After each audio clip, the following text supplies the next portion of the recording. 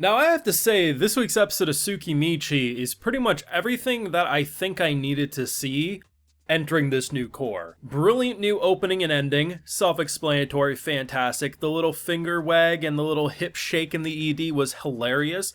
Opening song, fantastic. And as someone who has been enjoying Season 2, and I actually think over the past half of Core 1, they really found a better groove. But there was something still missing. And I think what this episode did is they sprinkled in a couple of different plot lines that really had me eager to see where now Core 2 is going to go. Because when you just look at this episode, it's a pretty fun, you kick back, you laugh a lot, and yeah, there is some setup for future arcs.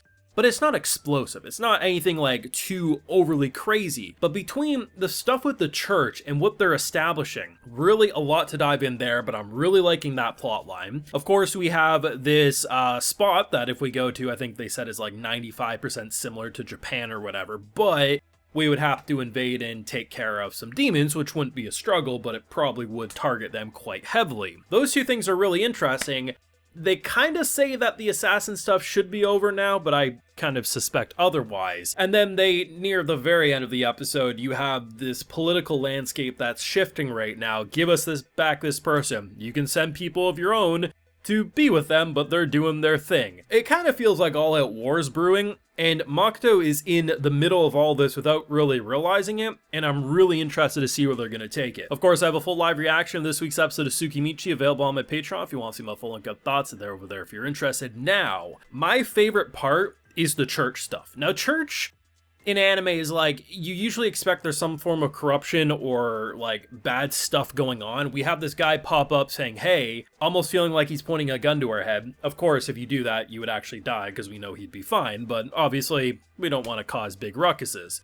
He pretty much says, hey, show us how you make this, and we will get people to stop spreading bad rumors about you and this and that. So we end up going over, and what's hilarious about it is they actually do show them. Like, they show them the full way they make this medicine. And the fact that when they're gone, right, it's pretty much like, hey, we couldn't read anything about this guy.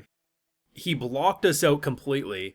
And even knowing step by step makes total sense, really interesting. We might have a 50% accuracy when making it. The amount of money they would take in order to make something that is a worse version of the one that they produce in-house is going to be extraordinarily more expensive and worse than the cheap medicine he delivers.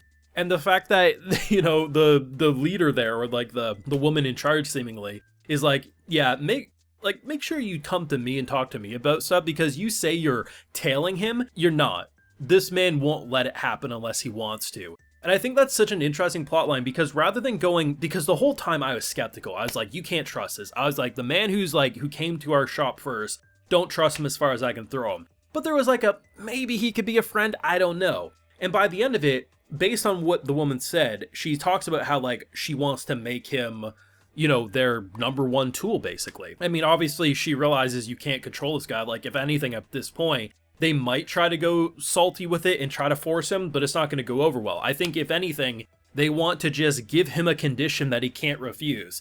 This service or this power backing me is so good for me that I have no problem helping them. Maybe it's make this medicine or do this or that. Either way, I'm really interested in that plot line alone. And I think that alone was enough for make me say, okay, I'm really interested where we go from here. Because the dude got investigated. Like, Makoto was heavily investigated. Like, oh, is this why you're, you know, with so-and-so's daughters? Because, you know, you work with them. Like, they did their homework. They investigated him quite a bit. The thing about this is that it's not necessarily going as negative as it normally would in a show like this. This situation could be complete enemies for us. It is possible. But they definitely have a possibility for them to be a sort of ally, or maybe even an enemy of my enemy is my friend. Hard to say. But I think as much as I have enjoyed the kind of school stuff, the teacher arc and this and that, it's not that it's felt lifeless or directionless. It just feels like there was a lot of setup to get through before we got to the big arc of the season. And based on that opening, and based on what I was seeing in the opening, I think Core 2 is going to pop off. You add in all the stuff at the very end in terms of like the people talking at that little round table meeting saying, give us back this person. No, you send people to her. Like, it's getting spicy and things are definitely going to implode. And I think something's going to happen in the next handful of episodes that's going to give Makoto a reason to approve our girl to go capture that land, which then could throw even more political turmoil, and it creates a bigger mess of entertainment for us, but hell for these characters. This is going to get very interesting, and while this episode was very funny, very goofy, I swear to God, she pounded back 12 different banana shots at one point. Everything about it saying, hey, don't cheat. If you're going to cheat, don't come to class, but really it's Satan looking at you with a shotgun pointed at you. It was fun, but for me, episode 13 of season 2 of that Tsukimichi greatness does the thing that I needed to see, which was give this season more of a sense of direction. And I think between the demon stuff, the church stuff, and all the political stuff at the end, we got a few different branches that are really interesting stories by themselves, but they all might link up together by the end. Either way, for me, this is what was missing. It feels like if we didn't have more of a sense of direction entering and leaving, or, leaving this episode or entering next episode, I feel like a lot of people might say, well, what's the point of this season? Like, yeah, it's fun to watch these characters, but it's not actually simply just a slice of life. There is a big story at play, but what is that story? And I feel like after this episode, it actually gives you that sense of direction. And like I said, the opening and ending is just so good. The opening song in particular is probably my favorite opening I've heard of the season so far. Visual's great as well. I swear to God, he has Power Ranger suits based on the opening and ending, so I guess we'll get an upgrade from Jello armor, which you have to admit, imagine being assassins bragging about how sharp your blade is and a dude covered in Jello is bouncing you off.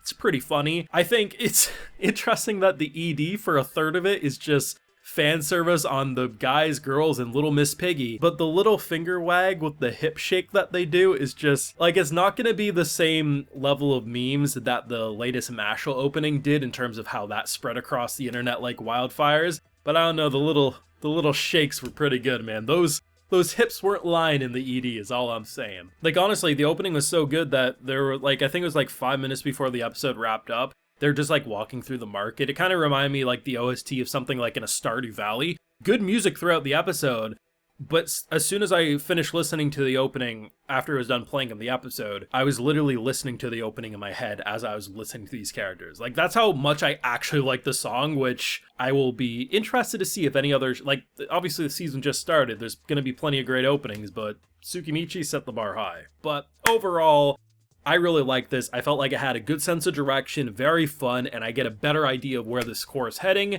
which is all I really needed to see. Let me know what you thought of this week's episode, though, down below. Leave a like if you enjoyed, subscribe if you're new around here, of course, ring that bell so you get notified when I upload more, and like I mentioned, we have full live reactions over on my Patreon, and hey, while you're over there, I'll also give you a video shout out. So today we got Cuckoo 1132, Connor Reeves, Green Bean, Crimson Zero, Alex Pendia, and Wasp. So I appreciate the support, everyone. Please take care and have a good one.